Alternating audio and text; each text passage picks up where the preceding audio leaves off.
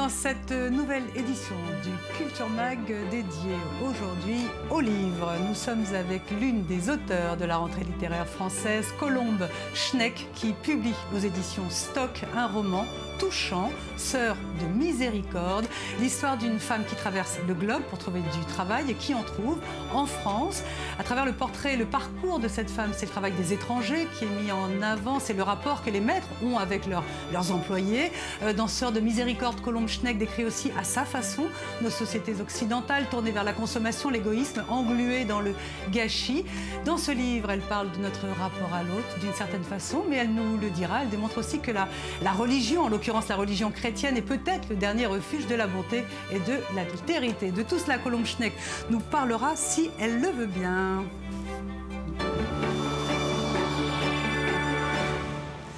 Voilà pour le sommaire. Bonjour Colombe Schneck, merci d'être avec nous. Bonjour Valérie Abécassis. Ça fait peur une rentrée littéraire, 589 nouveaux romans en France pour cette rentrée. Vous vous sentez très grande ou vous vous sentez toute petite ? Ni l'un ni l'autre, je me sens comme une petite soldate qui veut prendre une place avec ce livre.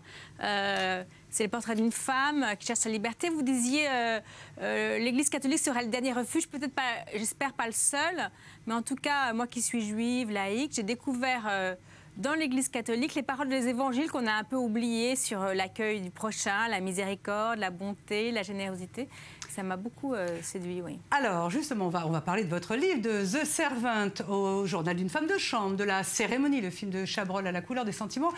La figure de la femme de ménage a servi à toutes sortes de scénarios. Est-ce que, Colombe, ce sont, je ne sais pas, c'est votre expérience personnelle avec votre femme de ménage ou les drames des migrants qui vous ont poussé à écrire l'histoire de Azul ? D'abord, effectivement, il y a la figure de ces femmes. Il y a Un cœur simple de Flaubert sur cette femme qui a une vie minuscule, qui ne quitte pas son village normand et qui pourtant d'une immense bonté. Le livre de Pierre Michon aussi sur ces petites vies dont on a le sentiment qu'elle ne ferait pas de grands livres. Et donc, je voulais raconter effectivement une vie minuscule parce que, comme beaucoup de gens, j'ai rencontré une femme qui est venue travailler, faire un peu de ménage chez moi il y a une dizaine d'années. Et j'ai découvert en elle une grande bonté, une grande générosité qui, je dois dire, qui me manquait autour de moi. Et ça m'a beaucoup impressionnée, touchée, que cette femme d'une famille indigène, analphabète... Elle venait de Bolivie ? De Bolivie, elle est quechua, d'un petit village qui s'appelle Chuquichuqui. Qui est une espèce de paradis sur Terre, que je suis allée voir après, mais qu'elle a dû quitter, que cette femme à l'opposé de moi me donne autant. Moi qui étais a priori le contraire, qui suis française, qui ai mes papiers, qui ai un emploi stable, que soit elle qui me donne. Alors qu'elle a beaucoup moins que moi, Colombe, en bien matériel en tout cas. Vous l'avez dit, vous avez été dans son village, donc vous avez été dans le village d'Azul pour écrire votre livre. Combien de temps vous êtes resté en Colombie? Qu'est-ce que vous avez vu? Je suis restée plusieurs semaines en Bolivie grâce à une bourse Tyndall du ministère des Affaires étrangères, de l'Institut français, qui permet à des écrivains de partir écrire à l'étranger. Ça a été très important pour moi de partir là-bas. Je suis partie avec cette femme bolivienne dont je me suis servie comme modèle pour Azul. Je lui ai proposé d'écrire un livre sur elle il y a quelques années parce que effectivement j'étais touchée par son courage, sa force, sa bonté. Elle a refusé en disant qu'elle ne voulait pas être dans un livre, ce qui est comme une réponse très intelligente. Mais par contre, elle m'a dit j'aimerais vous aider et j'aimerais raconter tous les gens qui m'ont aidée. Donc on est partis ensemble en Bolivie plusieurs semaines à l'hiver 2013. Et j'ai rencontré, grâce à elle, par exemple, les sœurs dans les couvents, d'où le titre de Sœurs de miséricorde, qui en Bolivie, mais aussi en France, font de l'éducation, de l'aide sociale, mais aussi en France, et ça c'est très important, et en Europe, accueillent les sans-papiers. L'Église catholique a tout un travail d'aide aux migrants qui est peu connu, je trouve. Alors, il y a deux parties dans votre livre, Colombe, les Sœurs de miséricorde. Donc, il y a cette partie qui se passe en Bolivie, puis la partie qui se passe, on va dire, en Europe. Azul arrive en Italie et puis en France. Alors voilà, pour les bobos que nous sommes, c'est-à-dire bourgeois blancs, comme vous disiez tout à l'heure, la partie en Bolivie est presque pleine de clichés. On a envie d'habiter là, alors que c'est très dur pour les femmes d'être là-bas. Tout est sain, authentique, on s'aime, c'est le rapport à la famille. Est-ce que c'est quelque chose qui vous a marqué, ça? Oui, ça m'a... dans la très grande pauvreté de ce pays, dans sa violence, marquée par le trafic de cocaïne, les injustices sociales des Blancs contre les indigènes, il y a effectivement une richesse naturelle qui m'a impressionnée. Les arbres de manguiers, citronniers, etc. J'ai vu, j'ai passé du temps là-bas, donc non, je ne crois pas que ce soit des clichés. J'ai vu ça et ça m'a... Non, mais ça donnait envie d'y habiter, on avait envie d'y aller. Non, on avait envie d'aller passer des vacances là-bas. C'est un pays qu'on connaît très peu, la Bolivie. Ah, oui. C'est un pays qu'on connaît très mal, personne ne va, il y a peu de touristes, il n'y a pas de mer. Vous aviez dit que vous avez découvert là-bas des fruits bizarres, des objets de l'alimentation incroyable. Oui, parce que je voulais vraiment connaître la vie des Boliviens et des Boliviennes indigènes. Donc je suis allée dans les marchés, dans les cantines, dans tout ce qui fait une vie quotidienne d'un indigène bolivien. Oui. Colombe... Et non pas d'un bourgeois blanc comme il y en a aussi en Bolivie. Voilà, donc ça c'est la première partie du livre. La deuxième partie, donc elle arrive en Europe, elle trouve du travail. Et là c'est l'occasion pour vous d'écrire à travers ce personnage le gâchis, la surconsommation européenne, ces femmes qui achètent des sneakers à 700 € alors qu'elles gagnent 12 € de l'heure. Ça c'est du vécu aussi parce qu'on se retrouve toutes presque.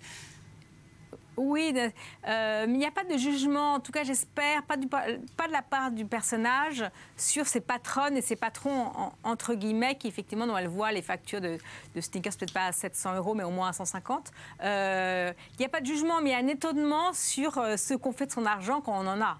Mais il n'y a jamais de jugement moral, c'est ça que j'ai beaucoup aimé. Il n'y a pas c'est mieux chez nous, c'est moins bien chez vous. Il y a un étonnement sur les différences de culture, sur les différences de la façon dont on donne son amour, dont on entoure, par exemple, la façon dont on traite nos âgés.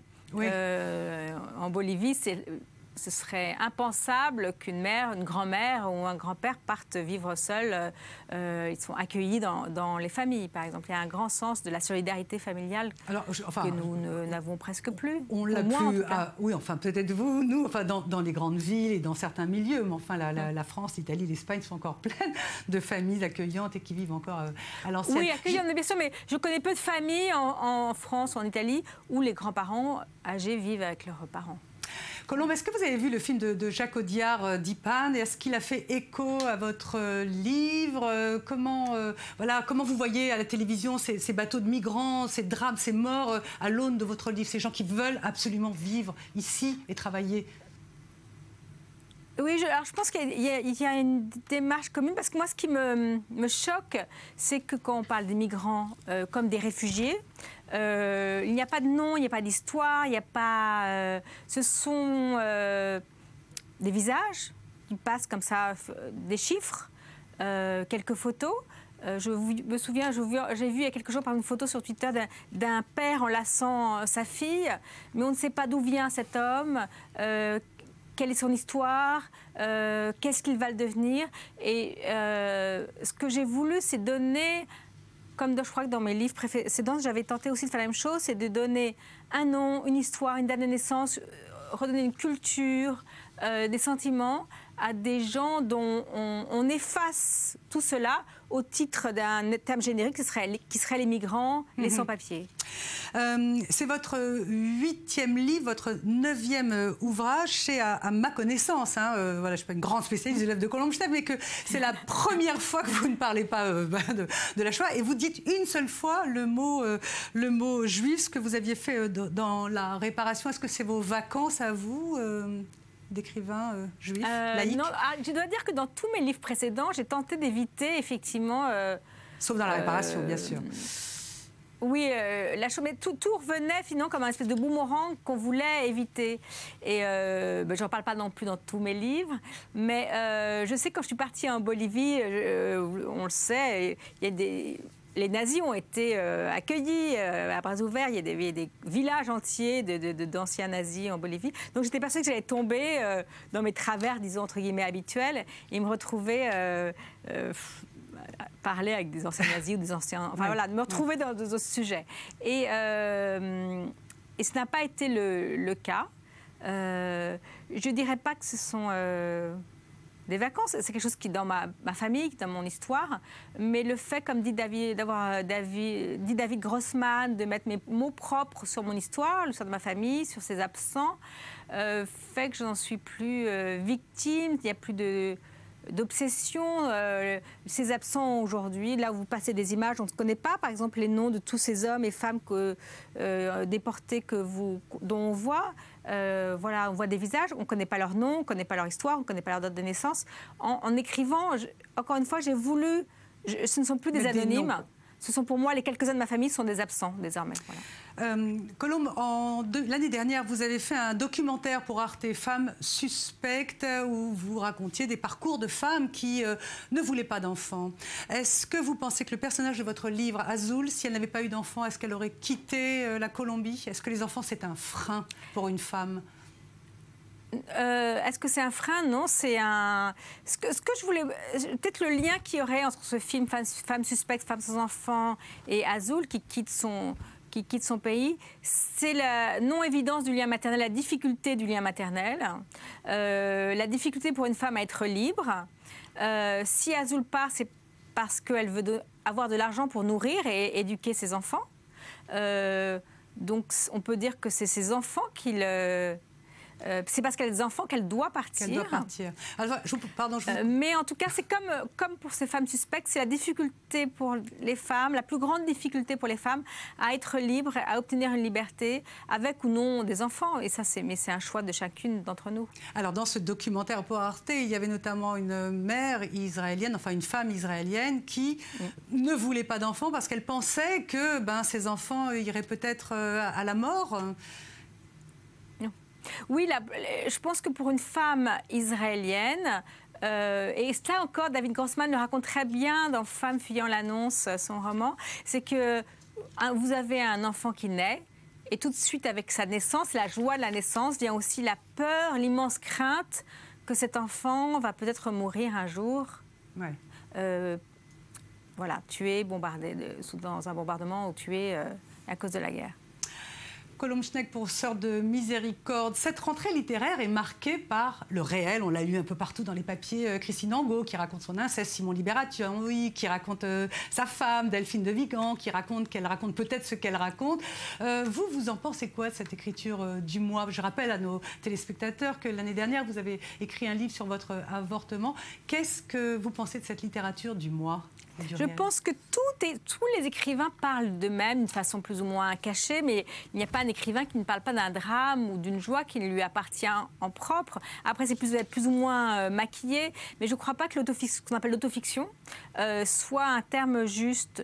Tout écrivain parle de lui-même. Même si vous lisez un roman d'aventure qui se passe en Chine au XVIIIe siècle, finalement, l'écrivain aura mis, mais ça vous ne le savez peut-être pas, dans cet aventurier chinois, beaucoup de choses de lui. Colombe, est-ce que vous pensez qu'après la lecture de votre livre, on ne va plus regarder les femmes de ménage, toutes ces Philippines, toutes ces Africaines, toutes ces Indiennes, ces Russes, ces Polonaises, on ne les regardera plus de la même façon parce qu'on va imaginer qu'elles ont une vie derrière elles? Était ça votre propos dans le livre?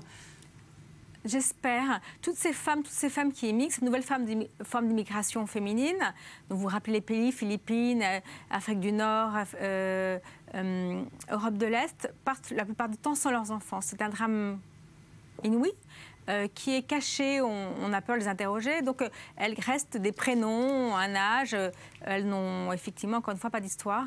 J'espère avoir donné une histoire à une femme et peut-être davantage. Ce n'est pas à moi de le dire. Voilà, on va terminer sur cette toute petite question. Azul, c'est votre personnage qui correspond à votre femme de ménage. Elle a lu le livre, elle a aimé, elle a pleuré, elle a ri. Vous l'avez aidé, la personne qui m'a aidé à écrire ce livre, effectivement, qui m'a aidé à écrire, qui m'a accompagnée en Bolivie, a lu le livre. Ses enfants aussi, et ils l'ont beaucoup aimé. Voilà. Merci beaucoup, Colombe Schneck. Je vous souhaite une belle rentrée littéraire. Vous commencez à avoir pas mal de papiers dans la presse, c'est bien. C'est un très joli regard, très fin, très nuancé sur ces femmes que l'on croit, surtout nous autres femmes, parce que c'est généralement les femmes qui dealent avec les femmes de ménage. Merci beaucoup. Merci à vous, merci. Bonne journée à vous tous. Voilà, c'est la fin de ce Culture Mag. Merci beaucoup, Colombe. Je ne sais pas si elle nous écoute encore. Bah oui, elle est encore là. On va se retrouver demain à la même heure pour un nouveau journal des arts, des spectacles, du lifestyle. L'intégralité de cette interview est bien évidemment à réentendre sur le replay de la chaîne www.i24news.tv. Vous cliquez sur replay et juste après, c'est l'info qui continue sur votre chaîne. Merci et bonne lecture.